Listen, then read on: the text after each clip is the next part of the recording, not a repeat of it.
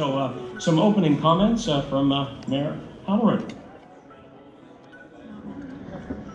Thank you very much for inviting me here this evening, and I'm actually feel like I'm with friends, old friends, because we're all like-minded people in this room. And when I come to meetings like this and dinners like this, and I sit back and I look around this room, I feel really energized and really hopeful for our future as a country. And I hear these strong leaders talking about we need to pull together not only government, but industry, academics. We need to all be working together to make this country thrive.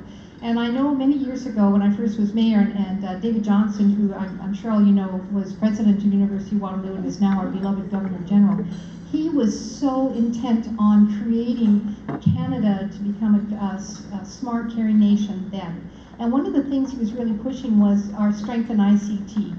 And we knew then it was critical. And this was going back about 7 years now. And to see that we've lost our footing, we've lost our place, is very, very frustrating. And to hear everybody else echoing the same sentiments. So where do we go from here? Well, it's people in the room that are going to make Canada thrive and push us forward. Peter, I loved your remarks about social leadership and social connectivity, because that is the way of the future. And as a mayor, I have to be socially connected. And we have another mayor in Toronto who's going through very stressful socially connected things. I'm sure he wishes there's no social media out there right now, but I'm okay so far. I'm okay. And I use social media all the time. I use Facebook, I Twitter, I have a personal email account, of course, a mayor's email account. People don't believe I do my own Twittering and Facebooking, which I'm really intrigued by, but I said, who else would do it? It's got to be me. Because the only person I would trust to do my messaging is myself, and I believe so strongly in social messaging. But what I had taken on next is something really interesting to me. I now have a Weibo account. Weibo is a Chinese social media. It's like their Facebook or Twitter. I'm the first Canadian mayor to have one and the second in North America. I have 21,000 followers, and it's astonishing. And we're getting business leads from China, but we're also getting students parents who want to send their students to Waterloo because I am a mother. And I'm called the anti-mayor, not the anti-Christ mayor, kind of the anti-mayor, A-U-N-T-Y, the nice anti. So social media is profound, and the effect that it has on the world is profound. And leaders in this room know that, and leaders within the community must use it wisely. Because if we don't, we can cause a lot of problems for ourselves. And we have to be innovative. Waterloo's innovative. We're doing all these amazing things. And people ask me, what? You know, it's the old, what's in the water in Waterloo? Well, it's the people. We have an amazing group of people who are all the right people at the right time, working together and creating this culture of innovation and entrepreneurship in Waterloo. And I'm very blessed to be a part of that right now. Thank you, Mayor Halloran. It's interesting. You mentioned who would do the tweeting other than you. I did run into a CEO who outsources his social media overseas. He has a long discussion with the people about what he wants to say, what he wants them to do, and he lets them go to it. So we have to consider who is writing it if we truly want to be social. I think you're right. Our next speaker, Victoria Lennox, co-founder of Startup Canada, who in just over a year has really brought entrepreneurship to the front of the agenda in Canada. Cross-country tour talking to over 20,000 entrepreneurs to find out what's important to them, what needs to be done, how they can be helped, and now working to get politicians and the media to pay attention to the issues that are important to entrepreneurs. So as I say, entrepreneur extraordinaire, Victoria Lennox. Thank you, Bob. Well, first off, just thank you so much for this opportunity to be sitting here on the panel. I'm hoping that my comments and my contributions will be useful. But really, when all of the award recipients were coming onto the stage, I just wanted to stand up with a standing ovation for all of your achievements. It's just amazing, and you're all such role models for the next generation, so thank you so much.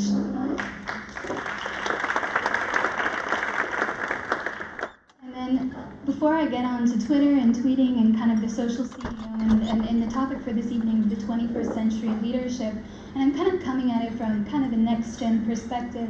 I think a lot of this comes down to, too, around leadership, is having communities of leaders with a shared vision. And Startup Canada, for those of you that know, launched in this room just a year ago.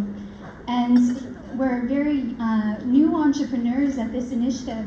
And what I have to say, which is really inspiring, is that the community here in Ottawa has really stepped up to support Startup Canada as a national initiative.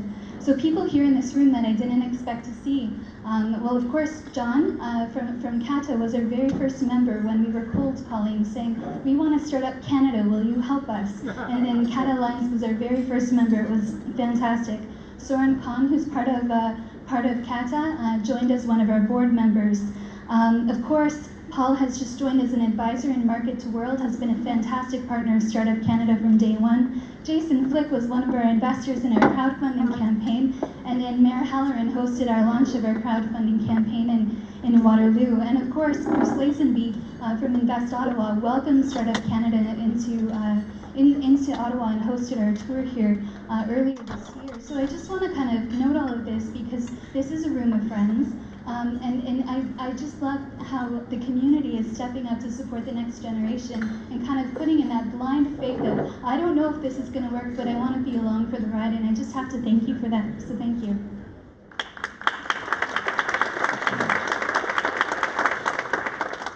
And I guess just to add to that, social networks are huge, and the reason why we've seen Startup Canada get off the ground is because of our social networks on Twitter, Facebook, LinkedIn, and the conversations of connecting entrepreneurs from coast to coast.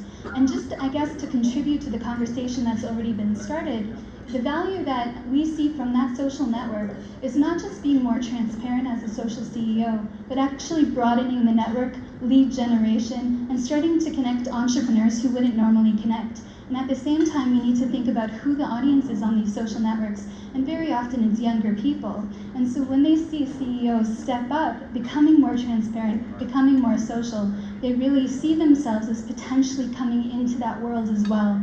And that's really important as leadership is shifting from kind of that hierarchical old way of doing things to what we see now at Shopify, which is really exciting. So hopefully I'll contribute that to the conversation, Paul. Okay, let me ask a question that there's an old line about leaders are born, they're not made. There are efforts to try and train leaders. Innovative companies will try and train people and show them the skills that are necessary. But is it a case of leaders are born? You really have that innate ability. If we're going to look to our leaders, can we create them, or do they simply arrive and take advantage of the opportunity? Looking at me? It's funny, I just, by the way, both your remarks were fantastic. I feel like I'm the only guy in the room who's not contributed to Startup Canada, so maybe that was a recruiting discussion, so I'm in somehow. Okay. Yeah, to answer your question, it's funny, I've been having this discussion recently in our organization, and I have a firm belief that leaders aren't necessarily born. I mean, there are some people who are born with some magical skills, but for the most part, they're taught. And I think for the most part, leaders become leaders. I'd say roughly 70% because of the experiences they have in life, whether it's the opportunity to try new things, trying, failing, learning, that whole process. And that I think there is also coaching and mentorship plays a role too. I'd say. So are we doing enough of that? Yeah. What do you think? So I look at my organization, the answer is clearly no, and I think we're trying to do a better job of developing leaders in our organization. We are such a culture-based organization, and I think that the answer is always going to be no to that question. We have to keep doing more, but there's a lot of people hard at work doing it. So, Halloran, do you think there's enough that we do? You've got 2 universities in your community. Do they do enough to help train the next generation? I think within the university and the academic sector, there's a lot of that goes on, because it's just part of their culture. But I think within government and within this industry, we still need to be stepping up and doing more. more. And I just reflect on my own experience. I was coached by someone I respected about 15, 20 years ago, and it was profound change for me. And now I think that because of that experience for me, it's so important that I help others and do a lot of coaching and mentoring myself and sponsor people. But as a city, we know we've got to do more. And, you know, it's always a challenge. So matching up people, finding the time, taking people out of the workforce if it's part of their working day. So there's a lot of challenges with it, but it is critical, I think, to not only government success, but to business success as well. Victoria, is mentoring the key? I think mentoring is a huge part of it. But what I also think as well is that it really is kind of what we saw earlier today, what's happening with getting into the schools and teaching coding and getting the young people teaching each other. And it's through that peer-led cultivation of skills that we're really seeing transformation. I was part of a nonprofit in the United Kingdom that grew rapidly over the last 3 years to support 45,000 young people. And that was fully run by young people. And so it's really young people wanting to cultivate the skills amongst each other. And that means that the new leadership style is really an organization of leaders. So there's leaders and followers, but in the new organization, it's just leaders enabling leaders to empower others and to affect change. And just kind of to add to the conversation about mentorship and young people, I think we have a confluence of this social revolution, this technology revolution, but I think that's matched with an entrepreneurial revolution with kind of a new way of thinking. And I think if we kind of bring that into how we teach young kids right from the early on and connect them with mentors and how we develop entrepreneurial campuses, I think all of that contributes to generating kind of a more empowered generation. So I think it's cultivated. I don't think leaders are just born. They're given the reins to try something new and supported along the way. If the people in the audience are leaders within their own company, whether it's a CEO or whether they just happen to take on a natural leadership role and people gravitate to them, I'd like to ask each of you to give 2 pieces of advice, practical advice on what those people can go back to their companies and do that is going to improve leadership within their own company. Brenda, I'll start with you. You've got a microphone in your hand. Something for me that I find really important, especially in a government situation, so municipal politics, is that the culture is risk averse. So I am working with senior managers to change that, to grindingly change that, so that our staff feel it's okay to take a risk and to reach out and ask for opportunities and get help with that. And also I think it's just having the freedom of allowing people within your industry or your workplace to feel confident that whatever they try to do is okay. And that if they make a mistake, we'll just pick up and move forward. There's nothing wrong with taking a little stumble along the way. It's moving us forward, and that's positive. Sounds very American to hit for the home run every time and not feel bad if you don't get the home run. Absolutely. Victoria, what 2 pieces of advice would you offer? Well, first off, if you're a leader in this room and you're not mentoring another entrepreneur, please do, or mentor one of your staff members. That's something really concrete. I'm sure Peter's going to say get social and get social quickly, but I think that's really important too, and to encourage your team to get social.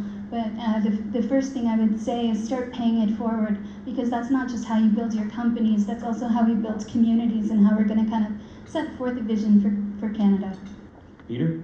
Yeah, so building on that, my 2 are going to be, one is remember that a business is part of a community, and we're not just a business with leaders. I mean, leaders used to be people that were influencers in their neighborhood, right? And I think leaders have lost the trust in many ways. I think we have a bigger responsibility. The other one, and more impactful, and I think I've already made my social comments, is about authenticity. I think the best advice that I ever received relatively early in my career is that to be a leader that people are interested in following and are inspired by, they know who you are as a person and they connect with you directly. So being authentically you and not being afraid to be you is the number 1 lesson that I think changed my leadership career.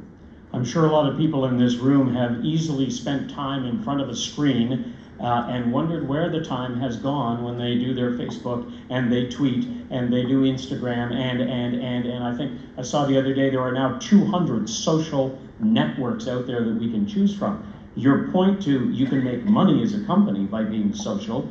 How do you, from each of you, how do you control yourself? How do you, effectively use the social things as a leader and not simply get swamped in it? And at the end of the day, gee, I spent lots of time being social, but I didn't look after business. Peter. Yeah, so we and I use social for a very specific purpose. It is to demonstrate that we are authentic and real, and that individuals can connect with us. And that's why we use social. That's why I use social. My competitors, their customers cannot talk to them. They cannot reach them. They cannot get to their offices. They cannot email them.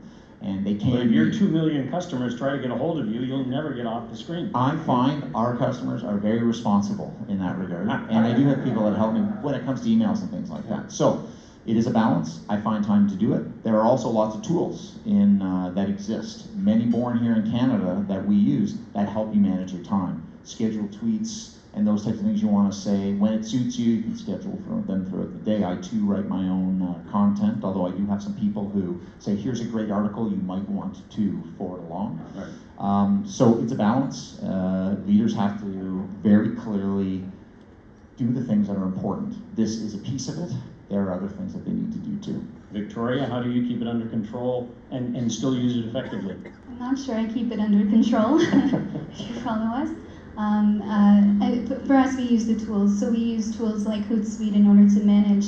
But what we've really done to kind of focus, because obviously all of your time has to have a return. And so the way in which we've done that is really to focus on programming. So just as you would develop a product or service for your company,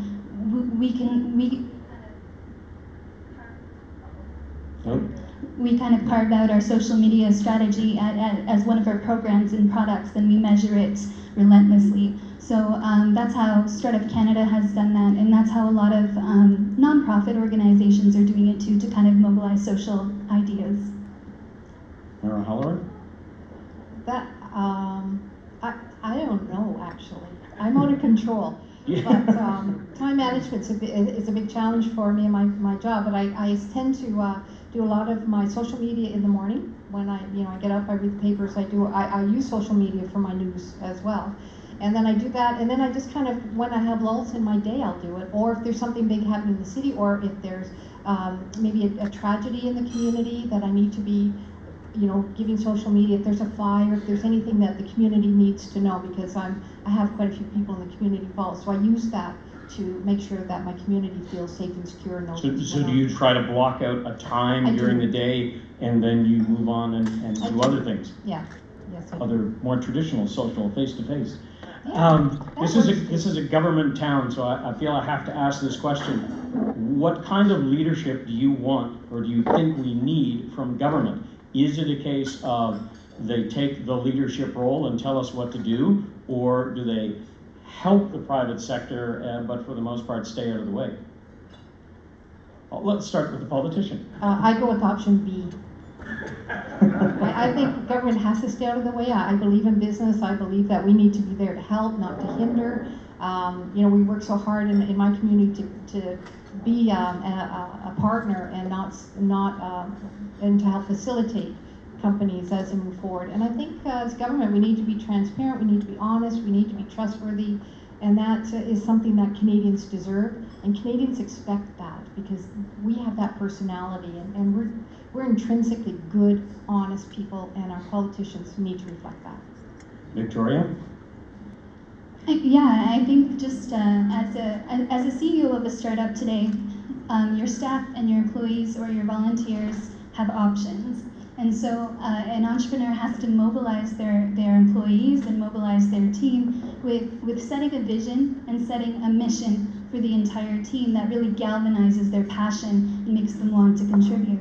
And I think that's also, in addition to B, I agree, B, but in addition to that, I think the role of leaders as well in doing so is really setting a course for what they want to see Canada to be or their community to be, and enable kind of the community to get behind them. And I think maybe in some of the communities that's might be what we're missing, and maybe in Canada we could be doing a better job of really touching the hearts and minds of Canadians as entrepreneurs do within their companies, within their staff, and leveraging the power of the social in order to inspire a new way of thinking and a solidarity amongst the country. And so I would just add that to be with government being really an enabling power, working in partnership with industry, but also setting that vision that will all kind of mobilize around. Inspire us with a great idea that we all want to follow and get involved in. Peter? The one word I would emphasize, which I heard twice here, is partnership. Partnership is a very powerful word, and I see that the right answer is partnership between business and government and community. When you do look, I'm trying to be a student of this issue about innovation in Canada, and I think there's probably a lot of people who could teach me about it here in the room. But there are other countries around the world where government has been more active to create a very, very innovative country that fosters incredible entrepreneurialism that creates global success. So there's absolutely a role for government to play.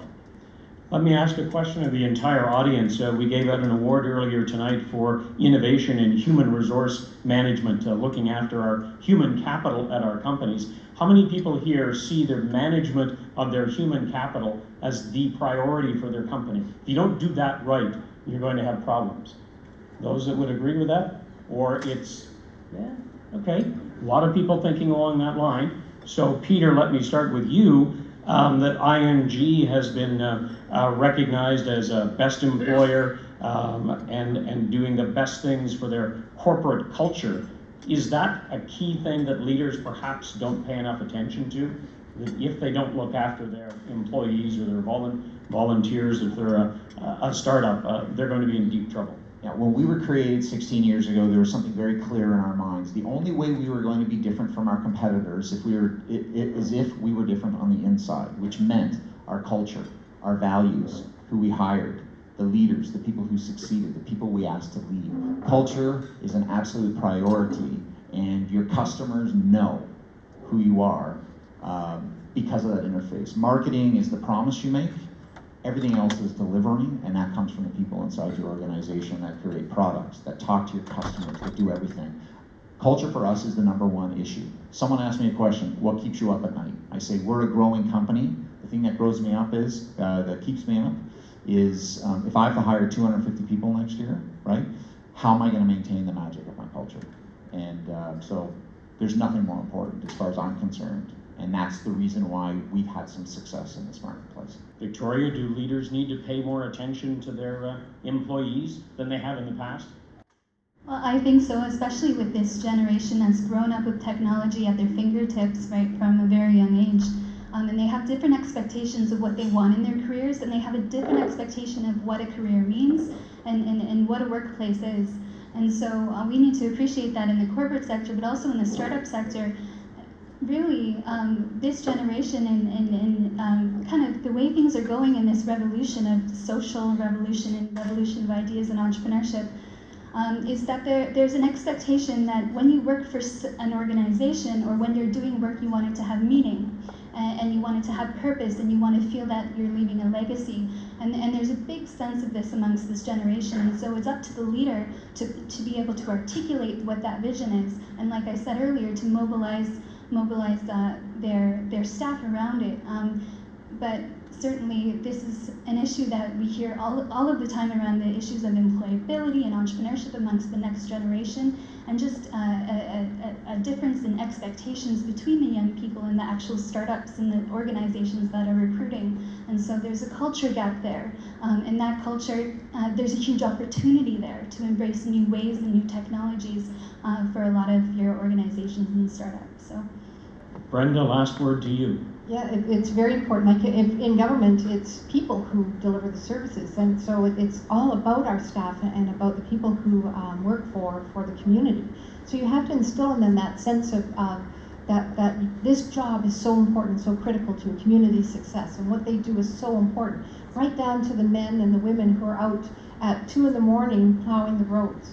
How do you make sure that they feel that they're valued? So we work really hard on that, and I go out of my office a lot and I'm out meeting staff and telling them how great they are and thanking them, doing the personal thank you, because nobody else does. You know, it's usually we get complaints from the citizens saying, you know, you didn't shovel my street. Well, you know what? We shoveled 4,000 others, and we'll get there soon. So it's about making people feel that they're appreciated and that you're grateful for their work and that they're of value.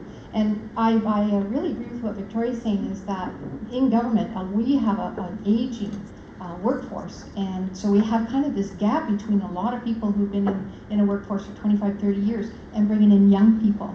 And there's a big gap in just cultural ways of thinking and working, and you know, you have to be really aware of that and do the teamwork and do the work that needs to be done to make sure that those gaps kind of blend. So there are challenges ahead for a lot of big corporations. No doubt, and one challenge will be tweet this in 140 word or 140 characters. Pardon me. Thank you very much to our panel. Fascinating. Thank you very much.